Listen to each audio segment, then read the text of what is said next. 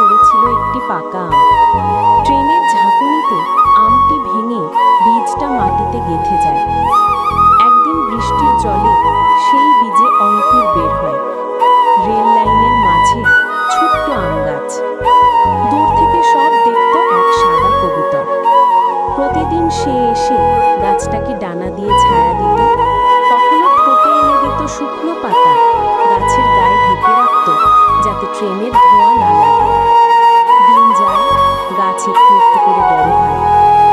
এক সকালে train driver খেয়াল করে দেখে রেল লাইনের মাঝে সবুজ কিছু।